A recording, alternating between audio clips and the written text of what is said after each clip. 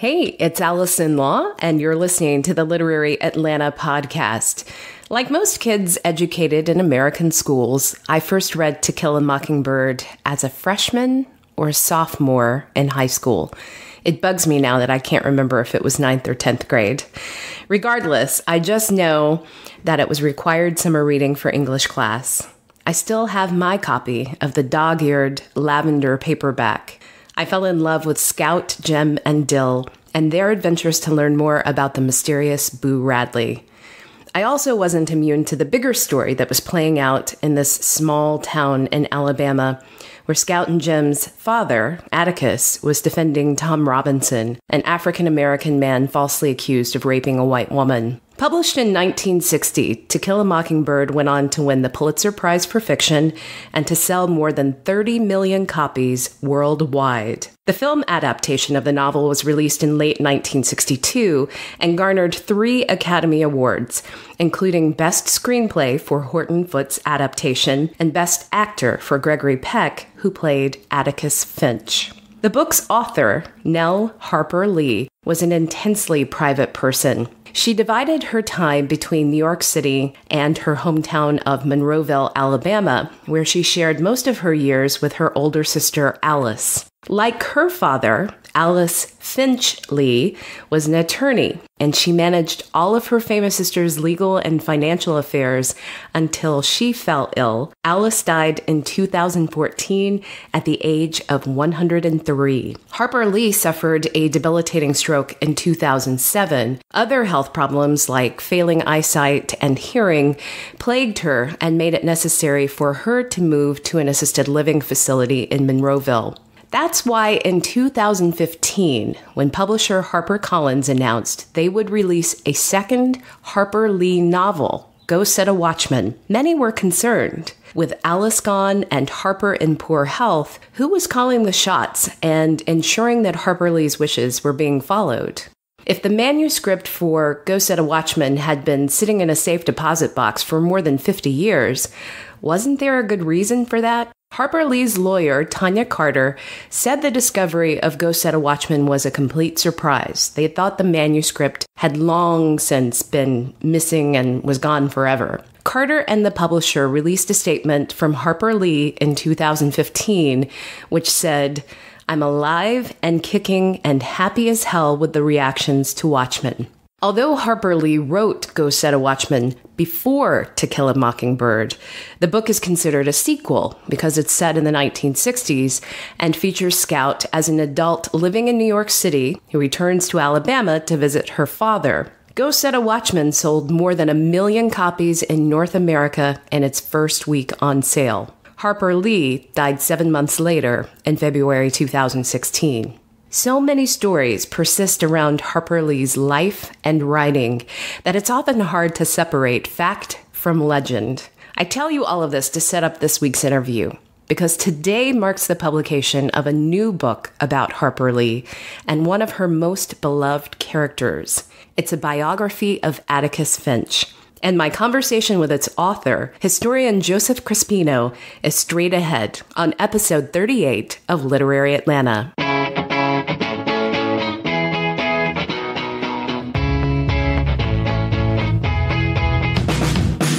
Atlanta is a book town, home to avid readers and host to some of the finest writers and storytellers on the planet. That's my thesis statement, and this podcast provides the supporting details through behind-the-scenes anecdotes, author interviews, and all of the ways that you can experience the rich literary landscape right here in Literary Atlanta.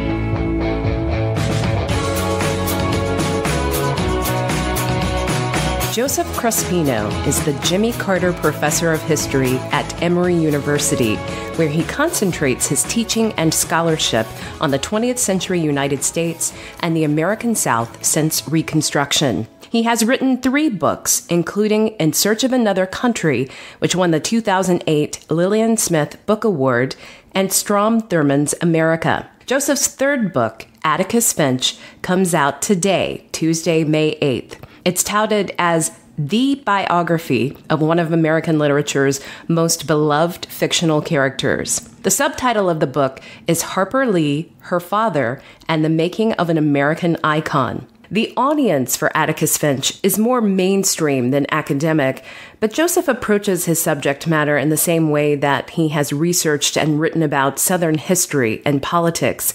As you'll learn in this interview, he analyzed Lee's writing and her novels, To Kill a Mockingbird and Go Set a Watchman, and places it alongside the writing of her father, A.C. Lee, and treats them all as historical documents. But before we jumped into the history of Atticus Finch, I wanted to know Joseph's own history with Harper Lee's work. Before we get into the history of Atticus Finch, I wanted to ask you about your personal history with Harper Lee's books. When did you read To Kill a Mockingbird for the first time, and what do you remember of that experience? I don't remember precisely when I read To Kill a Mockingbird. I think it was probably in ninth grade that I read with my ninth grade English teacher, Kimmer Anderson, who was an amazing, amazing teacher. But I don't precisely remember it or it having any kind of impact on me at the time. The way I came back to the novel is my older brother, he had a lot of kind of quirky interests, and he was kind of obsessed with the novel in his 20s, but he had a lot of obsessions. I mean, he never missed an episode of Days of Our Lives for 16 years. He loved Belinda Carlisle and the Go-Go's, and so he was kind of a quirky guy, and he loved this novel. And when I was in graduate school, he was talking about the novel, and I just was studying political history of the South, and became an expert in kind of the history of the South from the 30s into the 20th century. And I just started thinking again about this novel and just the role that it plays in our culture and our political culture, and this figure in particular. And that's when I came back to it, and I was like, I should reread that novel. And I did, and I started, and that's when my, interest in trying to figure out Atticus Finch and the role he plays in our political culture really began. That was about 20 years ago. That was 20 years ago. Yeah. Okay.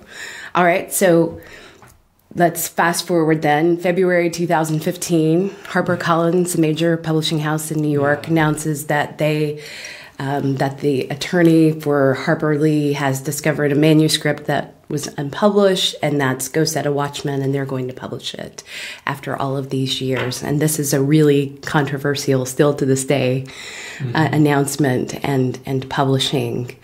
Do you recall what your thoughts were when you heard that announcement? Absolutely. I had written a piece in graduate school about the character of Atticus Finch, and that was published in 2000.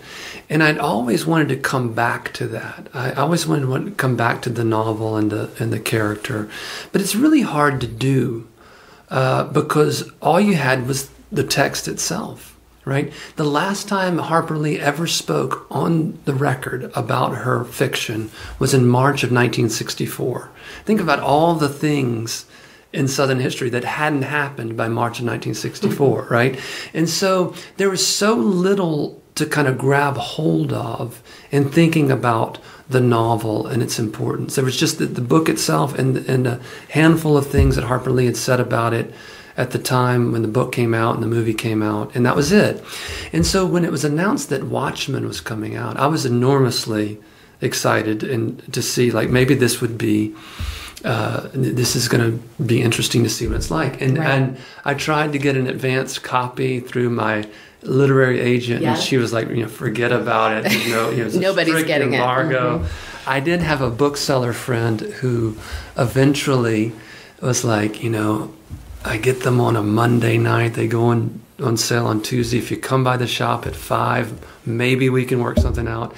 I got one at 5:15. I bought my copy. The night before? The night before. Okay. And I stayed up and I read it. And from that, I pitched an op-ed to the New York Times, and they published it. And my take on it was, whatever you think about it as a work of fiction, and there's a lot of different opinions on that, it's fascinating as a historical document.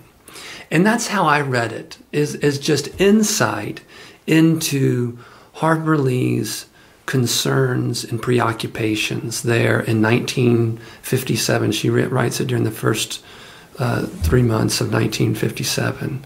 And there's so much about the politics of the time. And one of the things I think is really important about Watchmen is you see directly in that book how political minded she was, right? The politics of Mockingbird, they're somewhat indirect because she's writing it in the late 1950s, but it's set in the 1930s. And so it's not commenting in any direct way, right, about the political crisis, the racial crisis of the massive resistance era South. It's all a kind of indirect commentary by thinking about, this incident in the 1930s.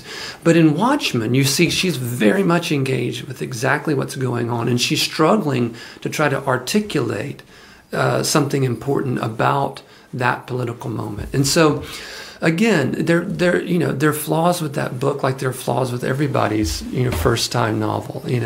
But that never really was a particular interest to me. What it was interest to me is to think about that book as a historical document, as a historical artifact. And I think when you do that, that's what set me off and realized, oh, I've got a lot to say now about this character and this cultural production and this time period. Yeah, so that's kind of the genesis of the book.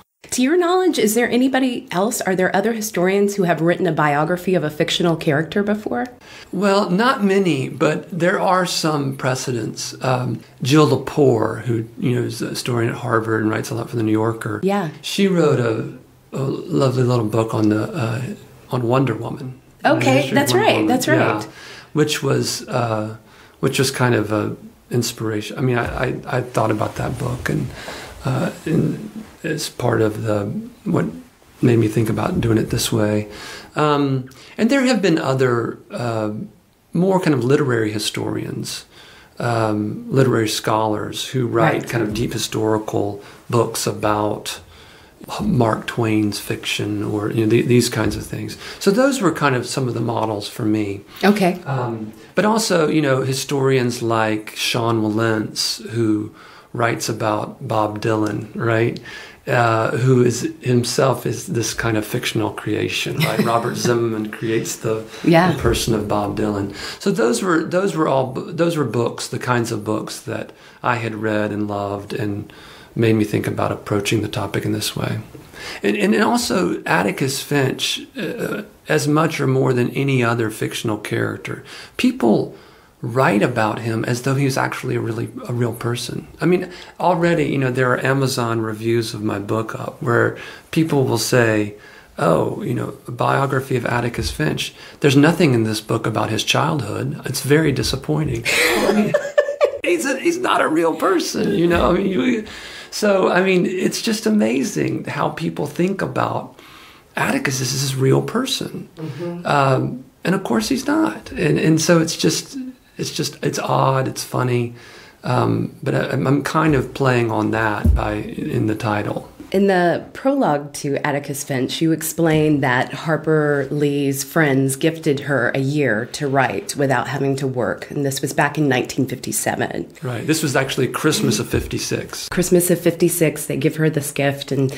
she was like, I'm not wasting this opportunity, and she right away wrote, as you said, in the first 3 months of 57, what became Go Set a Watchman. And then she turned that in, they were shopping it around, and she goes and she takes some of the short stories that she's been working on and starts working on what became To Kill a Mockingbird. Mm-hmm. Mm-hmm. So the really interesting thing to me is that both of these books were written back to back in the first 6 months of 1957. So how do we explain, or how did your research explain the difference between Atticus in Watchmen and in To Kill a Mockingbird?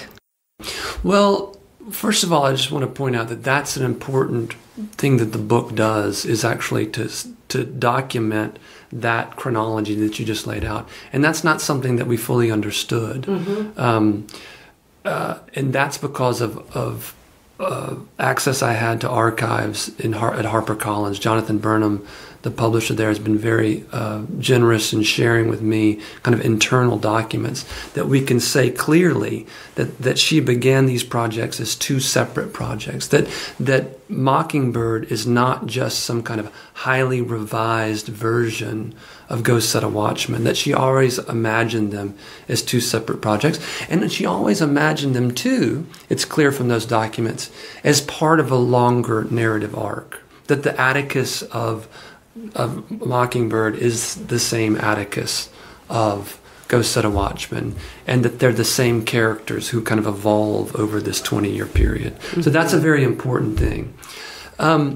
In terms of how to explain the very different treatments, I mean, some of these things we could already kind of suss out, right? One is that in Mockingbird, we see Atticus through the eyes of a adolescent girl, right? And so we see our parents as 9-year-olds a lot different than we see them as 26-year-olds. It's true, right? So that's a kind of obvious change of perspective between the two novels that makes clear, how that would have happened.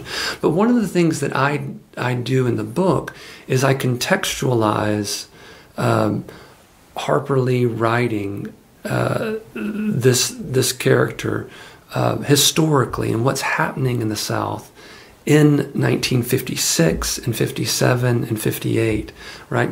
Because one of the things that's important too is not just to know that she's writing it Ghost Set a Watchman, say, in the first 3 months of 1957, but to know that she spent a lot of 1956 at home in Monroeville helping to care for her father. And we know that because of some exclusive sources I've had access to, the privately held letters that were held by a rare books collector in San Diego that are actually now held by Emory's library. So, right. Folks in Atlanta can go to the Rose Library at Emory and see those letters themselves firsthand that make clear that she was caring for her father. She spent a lot of that year at home in Monroeville, and we know what was going on in Monroeville because I've read the local newspaper. Yeah. We didn't know until this research that Monroeville had its own Citizens Council chapter that starts to great controversy in March of 1956. And that when Harper Lee's writing about, makes the centerpiece of the drama in Ghost Set a Watchman is the fact that Atticus has joined the Citizens Councils. Well, that's exactly, the Citizens Council had just been established in Monroe in 1956. And there were folks like the Lees and some of their friends who were not excited about it being established or concerned about it. Of course, it's also the period in 57 when a Ku Klux Klan chapter is being revitalized in Monroeville during this time. So there's a lot, and the politics in Alabama are in tremendous flux in 1956 and 57 and 58. And across the South, right, there's so much that's happening.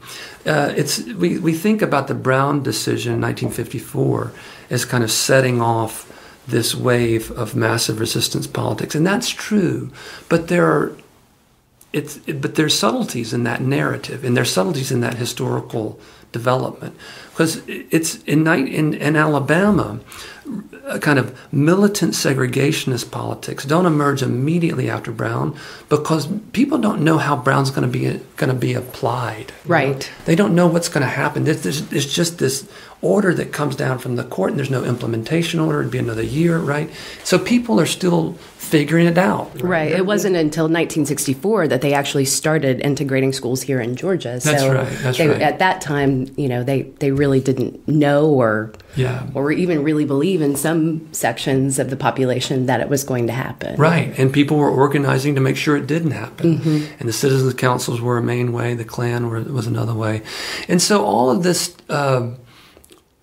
these things are in flux, and all of these things are happening in real time. And Harper Lee's trying to make sense of them, and she's trying to make sense of, for her, what she sees and understands is her father's kind of principled conservatism that he has articulated on his editorial page, for almost 18 years, right? And that he has lived in his life and that he represented in the Alabama state legislature. So a man that she deeply loves and respects, but has had political differences with throughout her life. but she's trying to make sense of his politics and his kind of worldview, which is in part her own worldview, in the midst of the rise of this militant segregationist politics, this right-wing, hard-line, racist reaction to Brown that is coming to the fore in Alabama and throughout the Deep South, and that's what she's struggling with in her fiction over the course of 57. Well, Amasa Coleman Lee, it's long been known that he basically is the inspiration for Atticus Finch. Although I've also read in other places that Harper Lee's older sister Alice was also part of her characteristics were thrown into that character. But you do spend a lot of time, especially focusing on those editorials that you mentioned, in trying to get to know A.C. Lee. And he was a really interesting character. I had no idea, because I always thought of him as an attorney, that he only got to an 8th grade education. Right. I found this out through the census records. Yeah. It was a big discovery for me. I mean, we knew nothing about his education in anything that's been previously published about Harper Lee. But that's right. He was schooled. He was born in Alabama, but his family moved to North Florida. His father was a homesteader in Chipley, near Chipley, Florida, Panhandle town. And he went to a one-room schoolhouse and only completed 8 grades of education until he passed an exam, and then he became kind of the teacher at another one-room schoolhouse in a different part of the county. And he eventually left that and learned how to keep books and was a bookkeeper at a number of different kind of sawmills across the South. And so he bounced around the South until he moved to this tiny town outside of Monroeville, Finchburg, and he met his wife there, Harper Lee's mother. Frances, right. And he eventually moved, they moved to Monroeville because he took a job managing this kind of rail spur that had been built by these 2 lawyers in town as a kind of investment. And he started working in their office, and he read for the bar. And that was not uncommon in a rural place like Monroeville, that you wouldn't have, in that era, you wouldn't have gone, only a small subset of people would have had the money or the means or the access to go to law school at the University of Alabama. You would just read for the law in somebody's law office. And that's what he did. And so he read for the bar and passed the bar and became a lawyer in that firm, small firm there. And, he was very much a self-educated man, but he was a very, very avid reader. He was almost Lincoln-esque in his kind of reading habits and habits of self-education. And he read a tremendous amount about Southern history and Civil War history, but he also was a complete Anglophile and loved British history and English and histories of England, literature of England. And of course, this was something he passed down to his daughters. Yes. Who all were, it was a family full of very avid readers. You've been quoted as saying that this is crucial for a proper assessment of Harper Lee's fiction. Why is it crucial for us to know A.C. Lee and to read his writing, his editorial writing in particular, in order to better understand Harper Lee's fiction? Well, I think because we understand her influences. We understand what she was interested in and what historical experiences she would have had herself and her family would have had that could have informed her fiction. It is well documented, and Harper Lee herself talked about when she, where does the character of Atticus come from? Well, she said, of course, it's a fictional character, it's just made up. But she herself talked about how she was inspired by her father, and by her father's example, and that she loved kind of small town life, and that she talked about how she wanted to capture elements of that in her fiction. She wanted to be the aspiration of being the Jane Austen of South Alabama, right? That's what she said in the last interview she ever gave on record in March 1964, this aspiration to be the Jane Austen of South Alabama. So we know of these connections between her real life and her fictional productions, because she herself had talked about them. And so but we didn't know exactly who A.C. Lee was. We really only knew of him through what the family and what Harper Lee herself had told us about him. That he was like Atticus, he was a small town lawyer and state legislator. But no one had really paid attention to the fact that he had this other job where he was the owner and the editor of this newspaper. So I was just interested in going back and finding out more about him and the news. And as a historian, you're just looking for sources wherever you can. And so I went back to look at the newspaper. Now, there was no guarantee that a small town newspaper in South Alabama would have even had an editorial page in that era. Many of them didn't. Or if they did, the editor might have written an editorial, every 6 months or once a year, or just during election season or something like that. Right. But so what was striking to me is when I went back and I went to the archives at the Alabama State Archives in Montgomery, which has microfilm copies of all the small town newspapers across the state.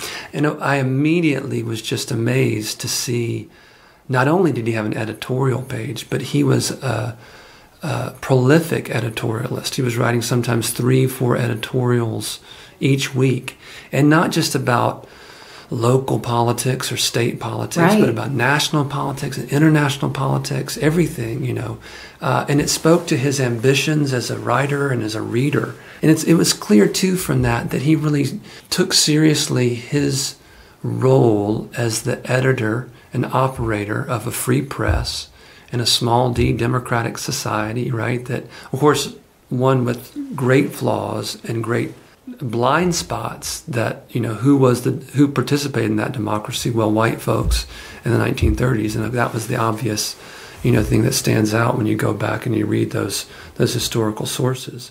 But someone who was trying to kind of at the same time interpret the world for his readers there in that rural county in Alabama, southeast Alabama in the 1930s. Yeah. So I think that it's clear in Harper Lee's fiction, these two novels that we have, the central character in both is this father, this formidable figure, right?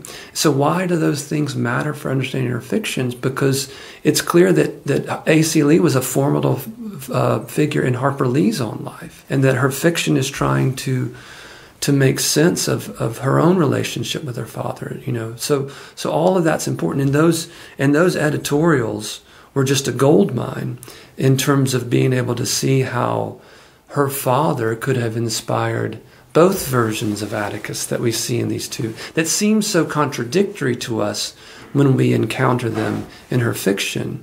But when you see her actual father, you see this complex person who could have inspired both versions of that character. It is like that time when you, at some point, realize that your parents aren't superheroes, that they're completely fallible human beings. Having that realization, it's like the worst thing that dawns on you. And then you have some kind of recognition of it and forgiveness. My friend Jessica and I were just having a talk about this because she and I both had fathers who were attorneys, and we had complicated and sometimes non-existent relationships with those fathers. Right. And I think each of us had a small period of time in our lives where we wanted our fathers to be Atticus Finch. Mm. And I think that's he is such an icon for us, mm-hmm. to be a fictional character. We do feel very protective of him. But see, I think Harper Lee wanted her father to be Atticus Finch too, right? I mean, and he wasn't. Yeah. He wasn't. One of the great discoveries that I made in the archives was to put Harper Lee's writings in college, which are some of the first public writings, first time she was published, alongside editorials that her father was writing at the same time in 1945 and 1946, which was a very important time in kind of Alabama in Southern history, in Alabama history, right in the aftermath of World War II. There are a lot of kind of liberal impulses in Alabama politics. White folks talking about getting rid of the poll tax, which is kind of crazy.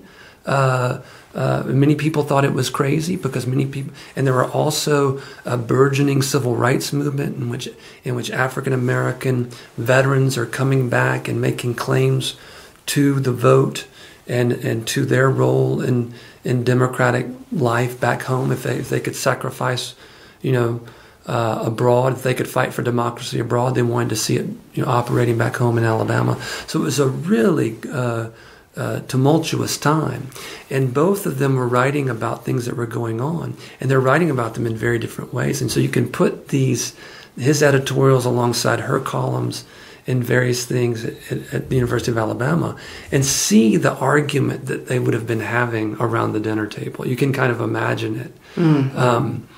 And that was fascinating to see, because you can see the arguments that she's working out on the page in Go Set a Watchman. You can imagine that those had already happened many times over in real life. There was one paragraph on page 19 of the book that I thought was really an essential piece here, and I wondered if you would read it for me. Sure. A.C. Lee would be an inspiration for his daughter's fiction, not because he was ahead of his time, as the character of Atticus Finch of Mockingbird might imply, but rather because he was of his time and of his place, and yet still aspired to worthy ideals and noble values. Possessing no more than a middle school education, and with few resources for travel or other enlightening experiences, he was nonetheless a person of broad mind and high principle. There is plenty of evidence of those qualities in his editorials, particularly those he devoted to good government. I love that he wasn't ahead of his time, he was of his time. Yeah, that's right, he was. He was a very complicated figure, but there were important positions he took in Southern political life in the 1930s that are notable, and that for his daughter, and for his children, seeing him take those positions, they would have admired him. They were admirable positions. He was outspoken, for example, an outspoken opponent of political demagoguery in the 1930s, right? Both in Alabama and across the South. He was obsessed with Huey Long. He was. He was writing about Huey Long for years after Huey Long had been assassinated. He was still writing about the impact that Long had, this negative impact that Long had in Southern politics and in national political life. This person who amasses this power, who destroys his enemies, who plays fast and loose with the facts, and this is an ominous development. And he opposed political demagogues in Monroe County, who he thought were manipulating voters and not telling them the truth and promising voters that they could, if they voted for this candidate, they would get all these political spoils. These were developments that he was very worried about and very outspoken against. The other piece of this that was where he took very principled stands was on American involvement in World War II. We forget how contentious this was in national political life, this idea that the United States would get involved in the war in Europe. And there were, major organizations, America First, that phrase that is so common in our politics today, began from isolationist organizations who wanted to put America first, and that meant keeping them out of the war in Europe. And A.C. Lee thought this was a horrible idea, right? He thought that the world was smaller than it had ever been. And if the United States didn't stand up and defend democracy in France and later in England, once France falls, if it didn't defend it in England, that they would be fighting on their own shores soon enough. There's so many good stories from the book. It's it's hard not to give them. I mean, we haven't even talked about the fact that the movie adaptation of To Kill a Mockingbird, it came out at a time when around the same time that Dr. Martin Luther King writing his letter from a Birmingham jail. Yeah. Well, that's right. Well, the movie had already been made. The movie came out in at Christmas of 62, and then it's in theaters by February of 63, and it wins these 3 awards, the Academy Awards, in April of 1963. And the most famous of those was Gregory Peck, finally winning his Oscar. He'd been nominated 4 times before, and he finally gets his Oscar portraying Atticus Finch. And that happens in April 1963, which is the same time, in this delicious irony of history, the same month that nonviolent campaign begins in Birmingham. Martin Luther King is arrested and sent to the Birmingham jail, and he writes Letter from Birmingham Jail, which in that famous section of Letter from Birmingham Jail where he talks about white moderates, about maybe being bigger stumbling blocks to the movement than citizens counselors and Klansmen, right? Because they're always saying, "I'm with you, but go slow. Yeah. Don't be too extreme. Don't ask for too much." Letter from Birmingham Jail, I write in the book, is kind of the quintessential statement of how well-meaning white people can get in the way of genuine racial progress. And what was Atticus Finch if not kind of a well-meaning white person? Mm-hmm. And Gregory Peck, because you take apart, interviews that he did with the press. And I, one of the things I try to talk about, and that I think is important, is that the way that Peck himself shaped the character, right? Atticus Finch, Harper Lee gave him to us, right? Created him in Watchmen, and then he evolves in this different way in Mockingbird. But then Horton Foote's Atticus is different in subtle but important ways. Horton Foote is the screenwriter, mm-hmm. right? The well-known playwright of the day who adapts the novel for the screen. And he invents whole scenes that don't exist in the novel, in part to try to humanize Atticus. There had been some complaints that the Atticus on the page in Mockingbird was too much of this kind of plaster Paris saint, that they wanted to make the viewers of the movie really identify him. So one of the things they do is emphasize the loss of his wife and the way that would have weighed on both his children and on Atticus himself. So there's that wonderful scene in the film that's not in the book, right? Where the Atticus is sitting on the porch overhearing the children talk about their mother, right? Yeah. Was mother pretty? Was she nice? Scout asks Jim, and Jim says yes and yes. And you see Atticus hearing that, right? Because you see him in the foreground and the window is in the back and the window is open. And so that's very important. Another scene that we don't see, that's not dramatized in the book, but we see it in the film, is Atticus taking the case. Judge Taylor comes. In the book we just hear, the children just learn in retrospect that Atticus has been asked to take this case. But in the movie we see it. And that was important for Foote and for the filmmakers to see Atticus. Atticus, in the novel is a book, is a coming-of-age story about those children. But the movie, Atticus moves to the center of it, right? Atticus is at the center of the movie in a way that he's not fully at the center of the action in the book, right? That's very true. And so we see Atticus being confronted with this. And Judge Taylor says, "I know you got a lot with your children, right? He doesn't say it, but he says, you're a single parent. You got a lot going on. You bet.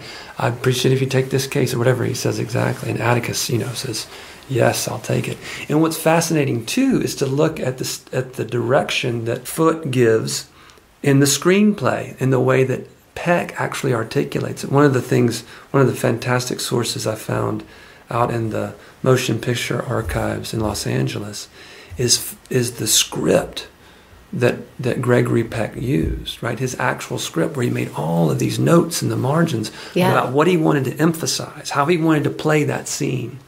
And he's got these great notes from that scene where Judge Taylor asks him to take the case, and he's like, be alive with it. Atticus is aroused. That's one of the quotes, right? Uh-huh. And none of that is in the actual directions that Foote gives. That's Peck giving his spin to it, giving his emphasis of it, that this is something that Atticus has been waiting to do, mm-hmm. right? That he's a reformer, that he wants to do this. He's been waiting for this moment. But none of that is clear in the novel, right?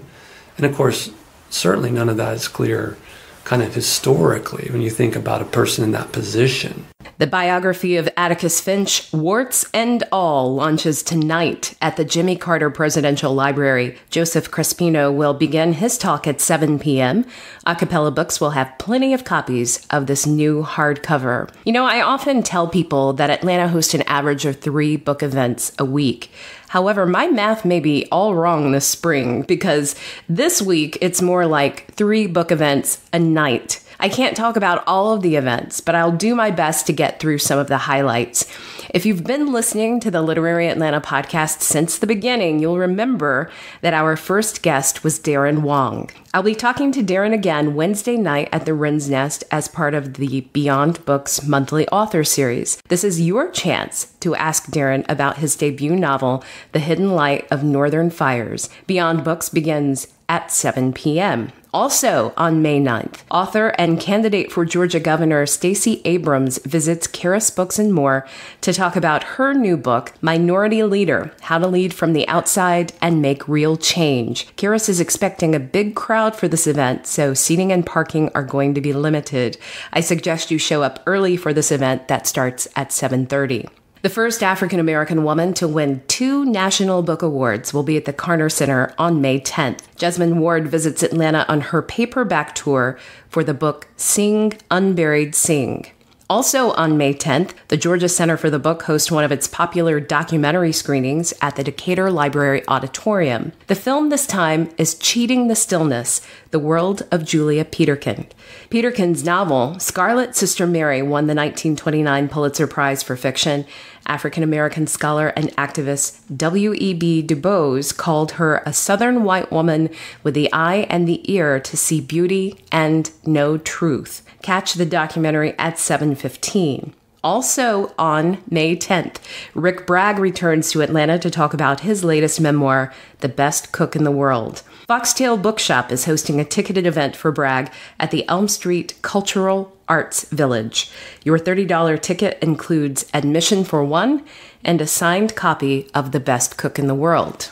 If you can't make it on May 10th, then you have another opportunity to meet Rick Bragg on Saturday. He'll be at the Prince Avenue location of Avid Bookshop in Athens beginning at 6 p.m. Another event to plug into your calendar for Saturday is the book launch for Amal Unbound. This is a new middle grades book from Atlanta author Aisha Saeed. Amal is a Pakistani girl who loves school and aspires to become a teacher, but her outspoken nature has consequences. I'm pleased to say that we'll be releasing an interview with the author Aisha Saeed this week on Literary Atlanta in advance of the book launch party that's happening Saturday at Little Shop of Stories at 3 p.m. Remember, when you can, support these local booksellers and the authors they're hosting by buying a copy of the book at the event. Did you know that if you can't make it to the event, you can contact the store and get a signed copy of the book mailed to you? You can. Thanks for listening to this episode. As always, you can find links to the people, books, and events mentioned in the podcast on our website